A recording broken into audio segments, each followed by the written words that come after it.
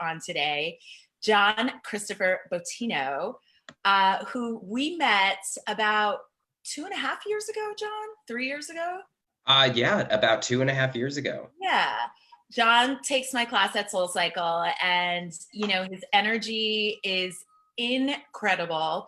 And this was back when John was a traveling hospitality consultant, staying in hotel rooms, which we're going to hear more about shortly. And it was just such a delight because at this moment in time, I was teaching 6 a.m. classes at SoulCycle. And we had such a great, fun crew. And I got to know John more and more and more. And what really stuck out for me is his passion for hospitality, passion for the guest experience, our experience as patrons of food, beverage, lodging, amenities, rooftops, outdoor spaces. And really, he's got this mind behind the scenes of like, he's really into the numbers. He's into crunching numbers. In fact, I saw your Instagram live on some sort of formula in Excel. And I was like, that is hysterical. That just letting you know that your formula has a boo-boo in it. So John Bottino, thank you so much for being here today. And let everyone know who's watching, who you are and who you be. I mean, at the end of the day, I'm an Italian guy from Jersey. My parents had a restaurant growing up, so I've been around food and kind of critiquing the service industry ever since I was a small child.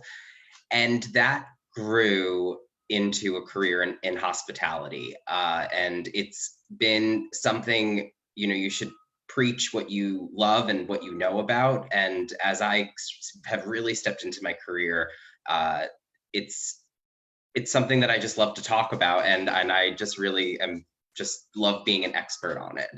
Yeah. So as we were having a conversation, talking about, the possibility of you coming on the show, you had a couple of things that you wanted to share, knowing that, I've been doing a little research myself, just a little.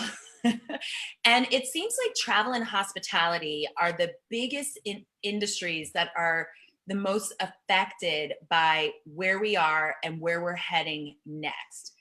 So tell us kind of some of the things that you're seeing in the landscape of hospitality. Absolutely. I think at the core, the benefit to what's going on is that it's a systemic crisis. It's not a financial crisis, so it's a little bit different. When you look at how the ownership groups and the hotels management companies are structured, they're going to be okay, and we're going to come out of this. It's just going to be a little bit longer than what was planned. And at the end of the day, there's really no kind of way to explain it. It's completely unconventional. And that was my key word. It's kind of been my favorite word over the last 2 months. Like, this whole thing is unconventional. The fact that we've been living in our homes, I mean, I'm in a studio apartment in downtown DC. I feel like a hamster. But that is... Just so you know, John just recently moved to DC. So this is like the transition into like being on the road for years and then just making a quick, solid decision to be here in DC. And then a few months later, boom, quarantine. So, yes. Yeah. And part of that, it goes into, so there was, in preparing for this, there was 3 sort of key things that I wanted to talk about, which was really, how do we adapt and innovate to get us to the other side? And then also, what is life going to look like on the other side? And again, it's completely unconventional. But harping at what you said earlier and how we met with SoulCycle was really the second part of what I wanted to talk about, which is community. And for me, at the time, I was living on the road 300 nights a year. And at the time, I was living in a hotel in DC and commuting from New York for work. And it was Tiffany's class that created this gravity and this sense of community. And it was something that I loved talking about. And I was talking about it with the client.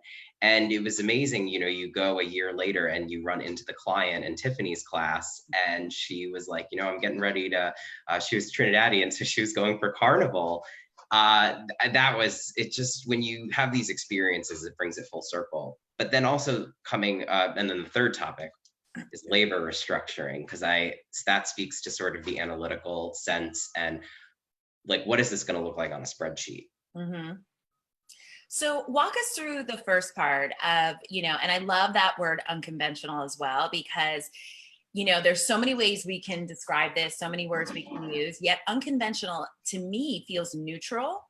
And it's just like a piece of information. This is unconventional. It's not dismal. It's not challenging. It's not hopeful. It's just like super neutral. So I'm enrolled in unconventional as well. So tell us more about what you're seeing right now. So now that we're 8 weeks in, and you're currently with the Marriott, and you've worked in-house, out-of-house, consulting. Like, what are you seeing right now, or what's possible? What's possible is complete innovation. So it's being able to digest what's going on. And I like to think of it in the analogy of, you can go to a beach and you can stand and you can like try to stop the waves and be like, stop, the waves are not going to stop. But you could get a boogie board, you could learn how to surf, and you're going to get a lot more enjoyment out of that, and being able to ride it. And we're now moving into a phase where, as a hospitality industry, we're looking at, well, how is a brand going to take care of a customer? How do I know that when I enter your establishment, when I stay in your rooms, when I either get takeout or at some point eventually going to dine in, that you have my best interest, and that it's as comfortable as I would feel as I've been in my home for the last 9 weeks, lost count. So that's key, is really the how comfortable are you going to make me feel, and that's with PPE, protective, whatever that. Yeah. Wear your masks. I have mine on my doorknob over there. So yep. Mm-hmm. Yeah. So, okay. So first, and that's, part of why I wanted to hop in and do this interview series, is to create peace of mind. Because we know how easy it is for our mind to like go and like think of the worst case scenario, how horrible things are. So what are you seeing from an operator standpoint in regards to that? Because then what comes up for me is I see how the climate of this country is just divided. Some people are like, let's go. Other people are like, let's wait. And then there's a whole group of people that are just like, I'm just waiting for someone to tell me what's what. Or like a group of people that are waiting to see what happens and then kind of like weave into one of those buckets of let's go or let's wait. So, let's just talk about, because I see this two ways: a local operator and a regional or national operator.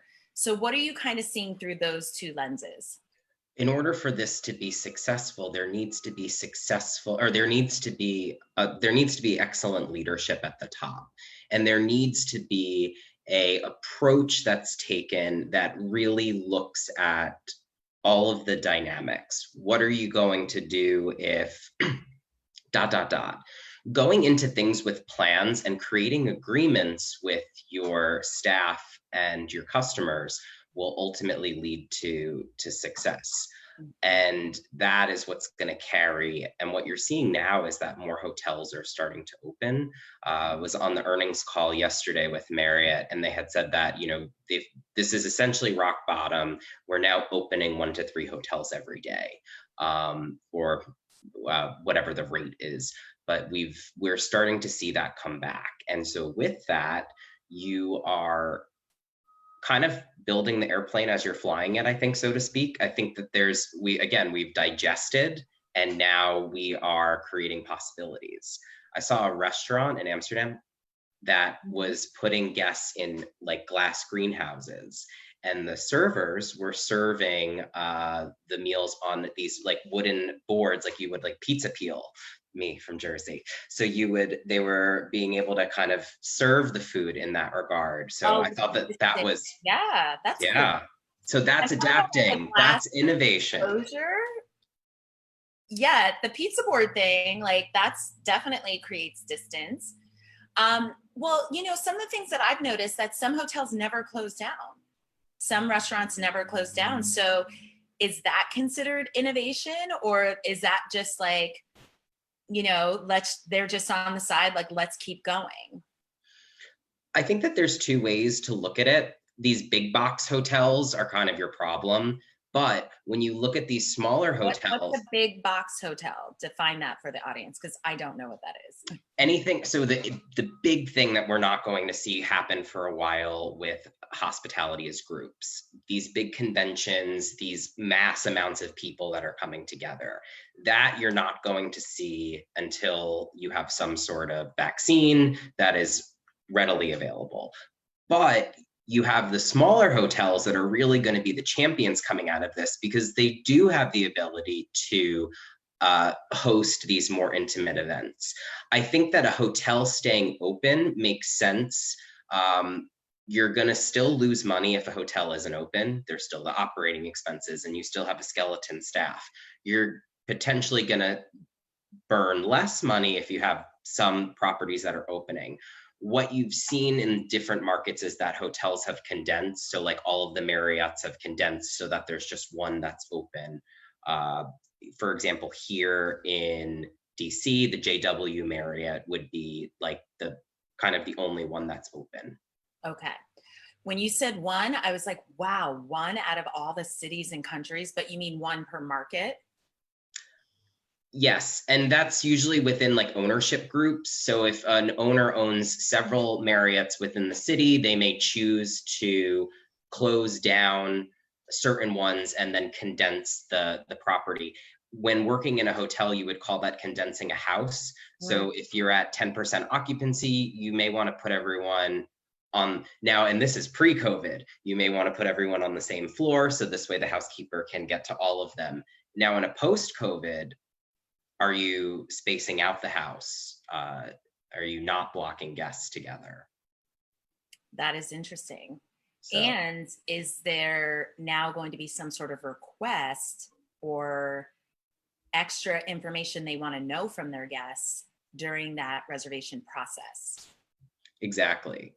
And again, these are all of the things that have to be figured out, roadmapped, built, especially for global brands. If you're going to be launching this across, if you want to give people peace of mind, and that is why they choose to stay with your brand.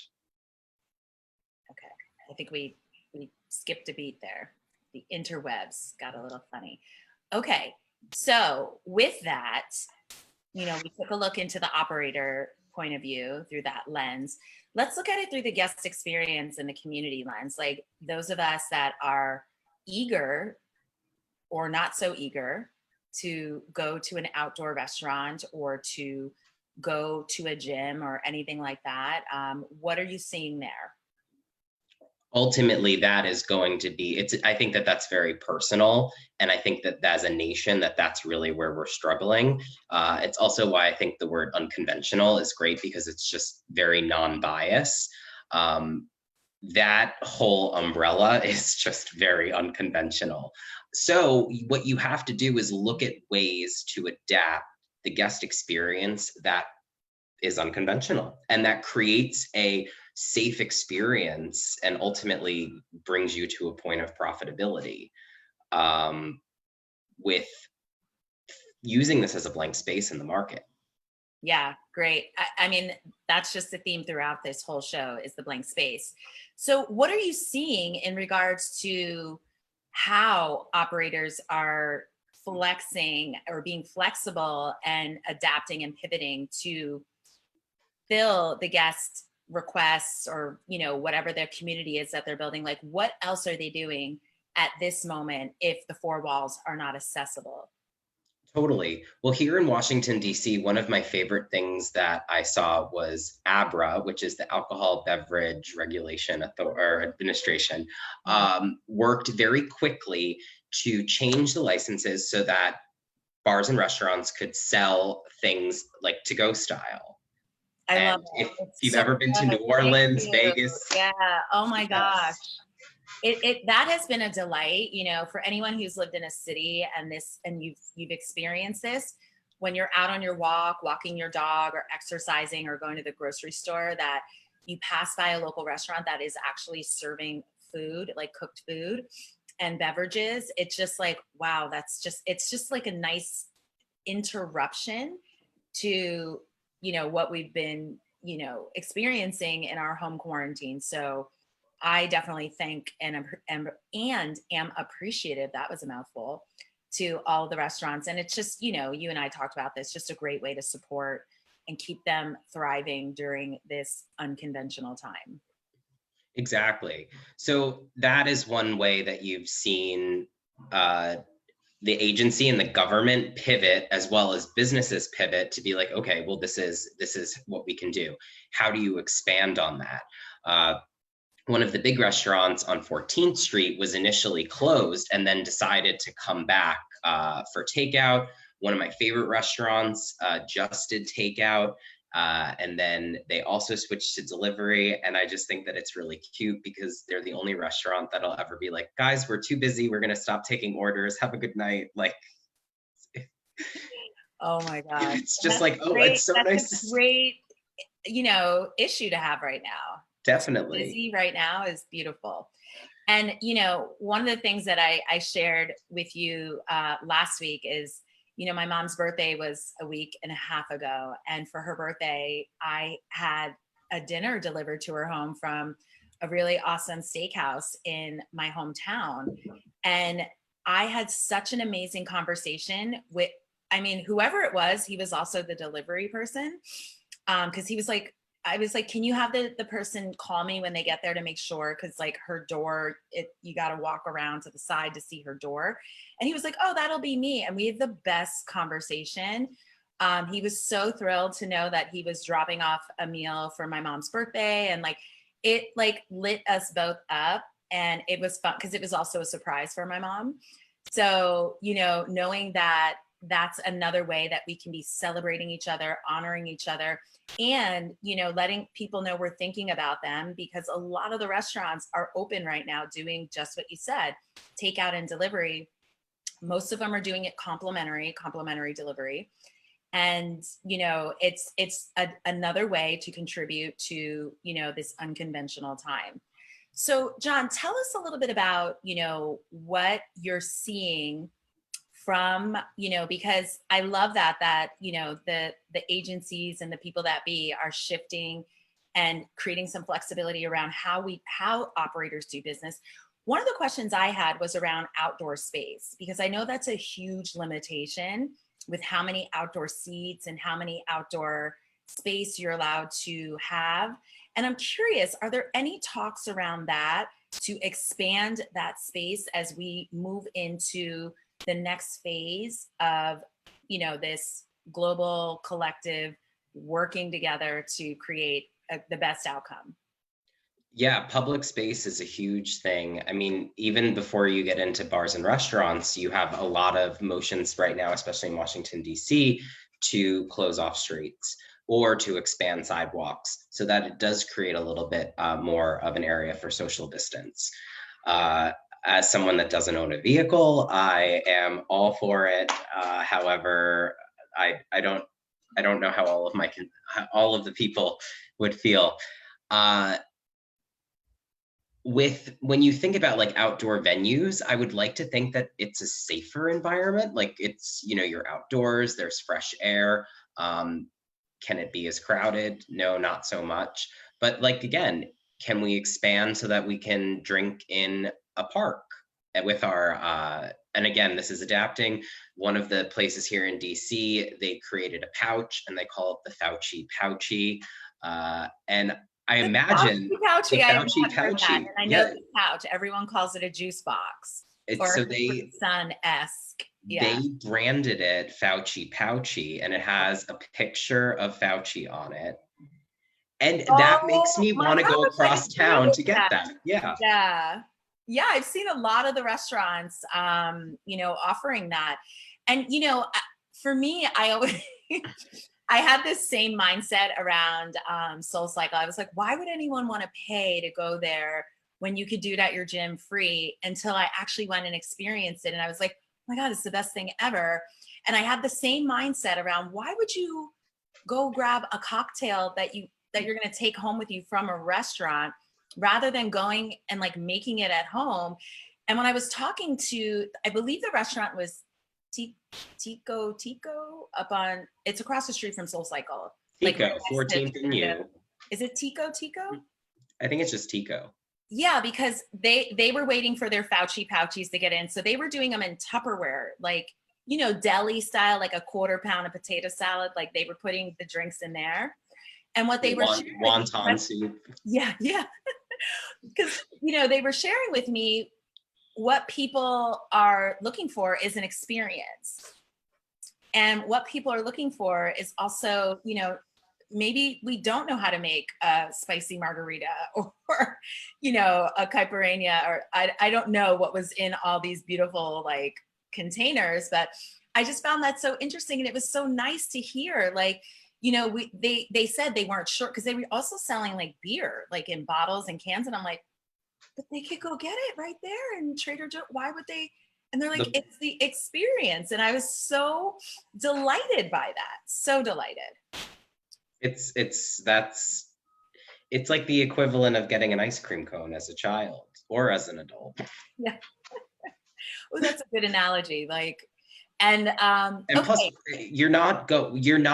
that is your experience right now. Like there's really beyond just going for walks and things. So at the core, we have kind of reset. And so are we comfortable now with just sitting on a park bench and having a conversation with someone, as opposed to going to Marquee and getting bottle service? Oh my gosh, that is a blast from the past.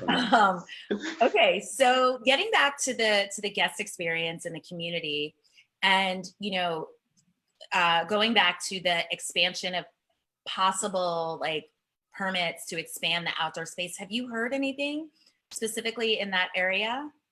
Not specifically in regards to food and beverage.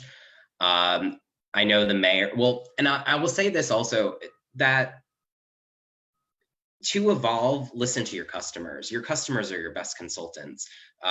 With my parents' business growing up, a lot of the early, or like the processes that you pick up are because your customers give you that feedback, or they morph you into that. Right now, the mayor has a lot of very key people here in DC that are meeting. One of the big bars here, from what I heard, is switching to doing carry out, which they're not doing currently. So we'll see if that kind of becomes aligned. The carry out liquor, just liquor, carry out drink. No, I think like the Fauci pouchy, like similar. Like I think everyone's kind of just jumping on board with this. Well, that brings up, are we then allowed to just be drinking on the streets? Is that kind of where we're going? Or is that already allowed? Because I know in Miami, it's kind of allowed. I don't believe that it's allowed, but I feel like that's kind of the direction that we would need to take it in. I would be in support of that. Yeah, in a socially distanced way, like I am so supportive of that.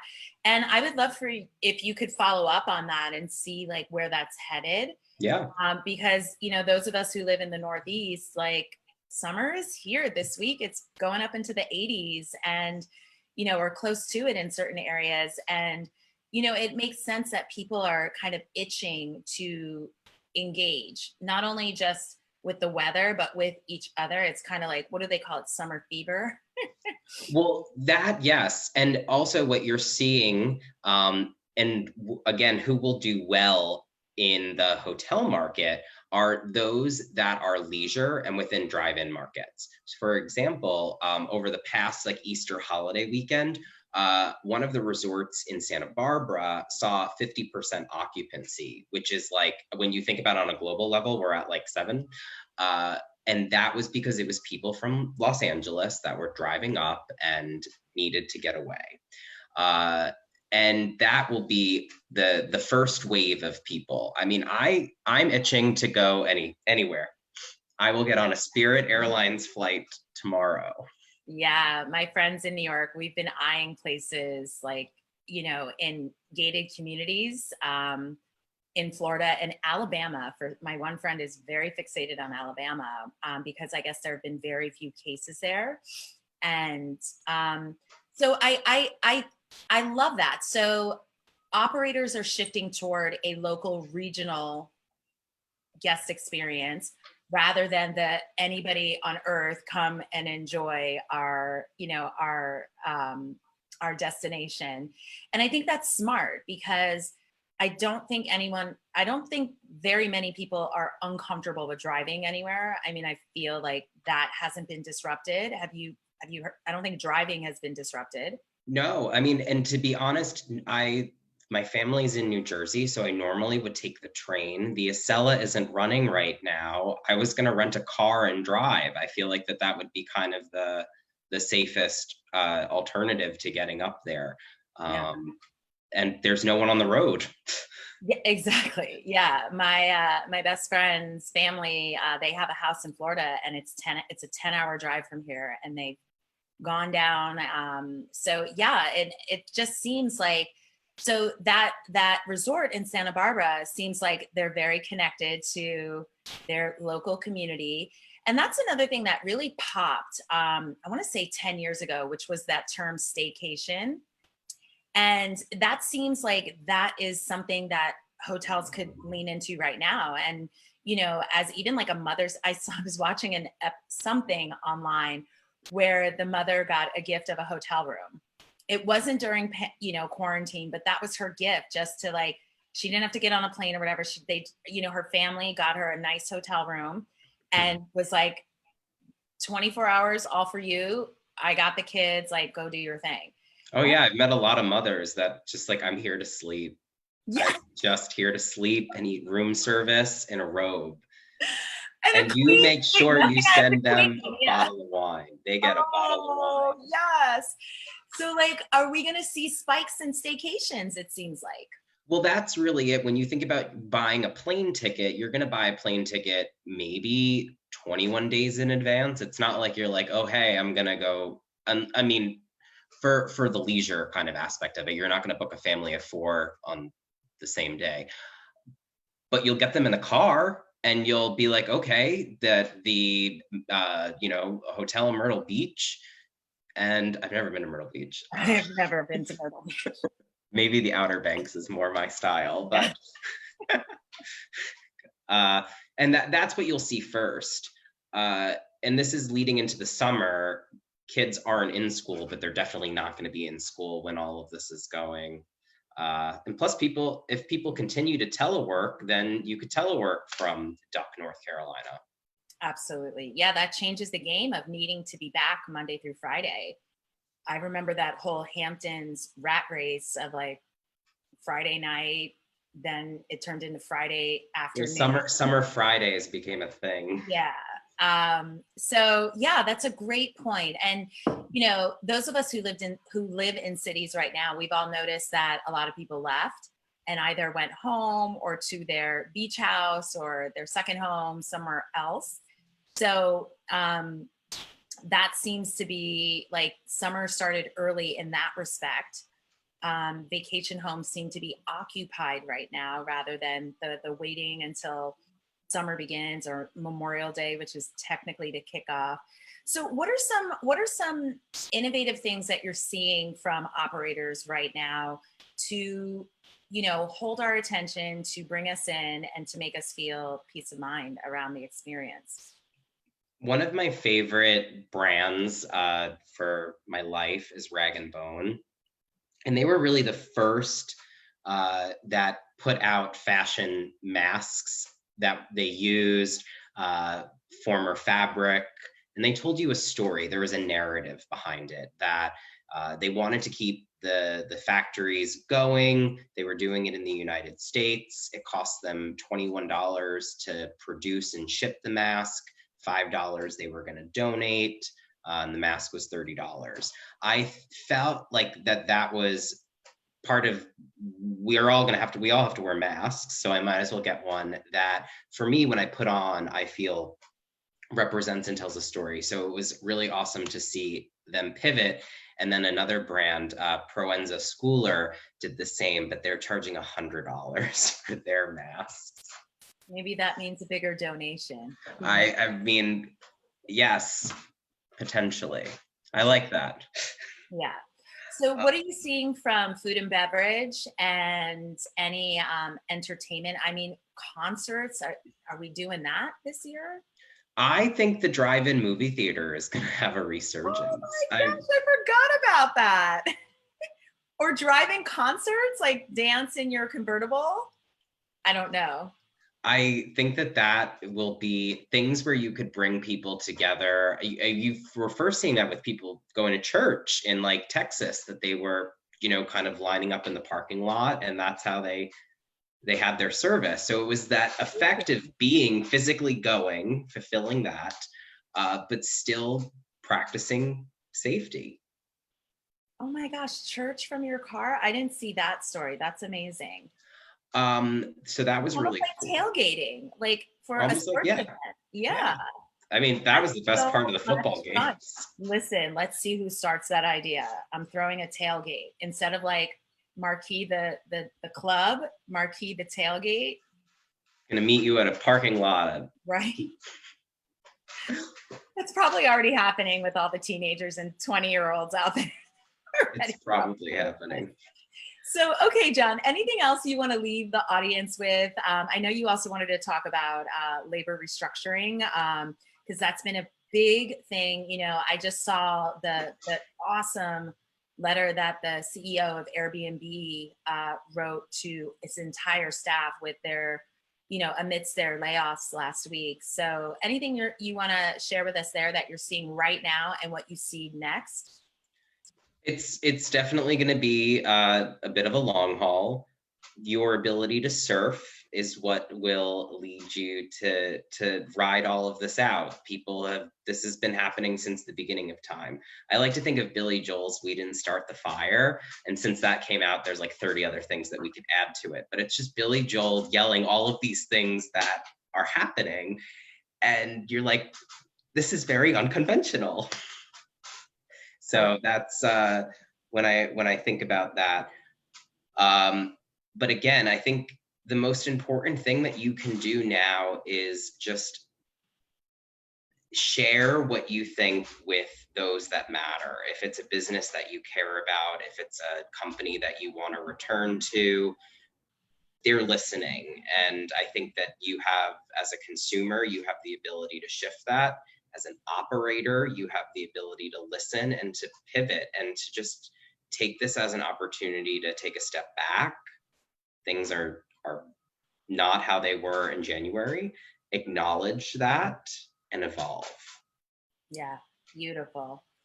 Yeah, and I love that because, that's the space that I play in with my private clients is, what's next, what's possible, leaning into your professional purpose and really seeing the big picture of all of the possibilities that are there, even before this happened. Most of my clients are fortunate. They're still in their positions. Some of them aren't, whether it was a layoff, a furlough, or by choice, that the pandemic, opened their eyes up to, I don't like this, or like, I got so much more to contribute to the world in a different fashion. So with that also, I see a spike in local hospitality when things start to gradually open back up. And I've heard some sort of contingencies over 25% occupancy is phase one. And I can't remember who I was speaking with, but maybe it was you, but even 25% is not profitable for any business. So just, I love how you spoke about the flexibility and, understanding there. And, even as an employee or staff or anything, if you're involved in this shift, like, how can you contribute? Maybe your job is not essential right now, but is there another way you can contribute to the company and be the leader and, show the company what this looks like, instead of giving just like, well, I could also do this. Great. What does that look like? And how does that relate to the essentialness? Is that a word? the essential Can needs. be today. Yeah. And the short-term goals, because right now we're all playing a short-term game. And we always have our eye on that long-term strategy. But right now where we are, this is like every day the climate, the news is different. We have more information, more things are debunked, and more things are happening. More people are experimenting, and states are operating as their own like leaders under their own leadership. So, it's a space and time right now where your leadership matters, your voice matters, and you go in and you create what you feel is possible. Because whatever you feel is definitely going to be a contribution to the company, because they might only be focused on like short term, like next week or next month or next quarter. And if you see something, jump in there, contribute it. And if they say it's not possible right now, no big deal. My recommendation is go offer that to every company that fits into that category. Everything is on the table. Everything is on the table. Everything. So, John, anything else you want to share with the audience before we say goodbye today? Well, kind of a closing quote. It's by Joseph Campbell, but if you follow your bliss, you will meet people that will open doors for you, and doors will open for you that wouldn't have opened for anyone else. So I think that when you think about tomorrow and a year from now, just do what feels right inside, and that will guide you. That's you're there, and listen to smart people. I love it. Everyone is smart in my book. Everyone has like a juicy nugget of wisdom somewhere inside of them. So, John, let everyone know how they can find you if they want to continue having conversation with you or pick your brain about hospitality. This guy is like really a numbers dude. So like, I'm not kidding you about that spreadsheet stuff. So let them know how they can find you. Definitely. I joke that I dream about things in Excel. So if you need any advice with that, you can find me on Instagram. It's JBOTTINO, and I'm also on LinkedIn. You will not find me on Facebook. So, John, I'm going to pop your Instagram and LinkedIn into the Facebook comments. I'm going to do that right now while we're here. And I want to thank you so very much